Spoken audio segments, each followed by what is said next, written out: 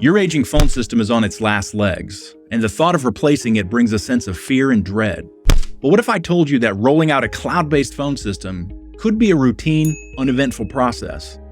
I'm Todd Carswell, a solutions engineer at Zoom. My background is IP telephony, and I've enjoyed the experience of moving customers from their end-of-life, out-of-maintenance systems over to Zoom Phone. In this video, I'm going to break down a tried-and-true 4-step migration process that we've used to migrate millions of end users over to Zoom Phone. Step 1, it's a decision point. You have to decide who's going to deploy your new phone system. Are you going to do it yourself, or will you hire a professional services organization? Now, here's some questions to help with that decision. Question 1, do you have technical staff in-house? If not, it's best to hire someone to deploy this for you. Question number 2, if you have technical staff, are they available to focus on a phone deployment for the duration of the project? If they're busy with their day jobs, you may want to outsource this work. Question number 3, when do you need to go live on your new phone system?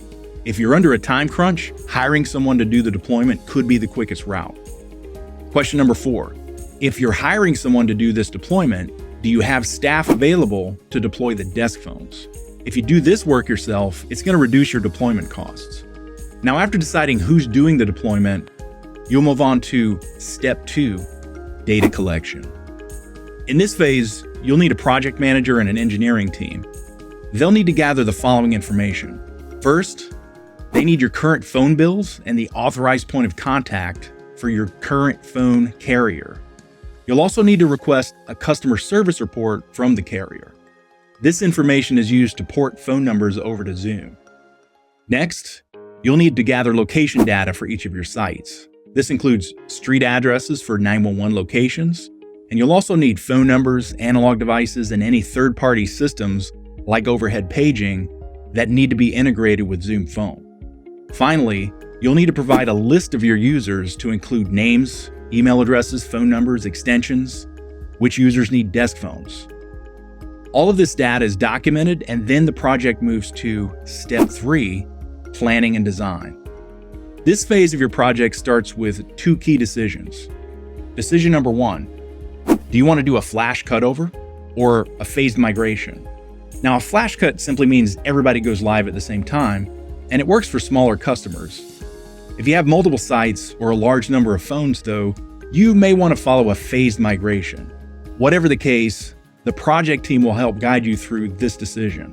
Decision number 2, do you want to stage and test your phones in a central location, or do you just want to simply unbox the phones at the user's desks?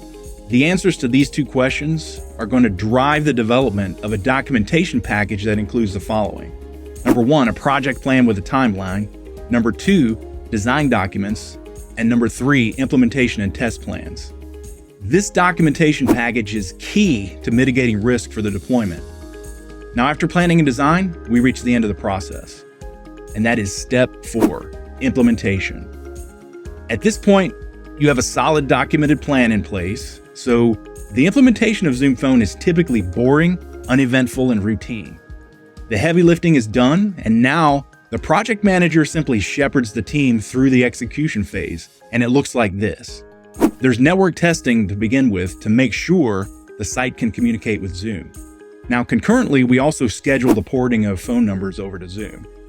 Then we execute the implementation and test plans. After that, we do admin and end user training. And finally, the team will conduct go-live events and day 1 support. At project completion, closeout meeting takes place and the phone system is handed over to the customer's technical staff for ongoing operation. Now, one final point. Migrating from an on-premise phone system to the cloud can seem daunting, but the deployment itself doesn't have to be a traumatic experience. That's not to say it's plug and play, but proper planning and design, it can help make your migration uneventful. If you'd like more information, I've included a document down in the video description that covers the 4-step implementation process I've talked about in this video. Have a great day.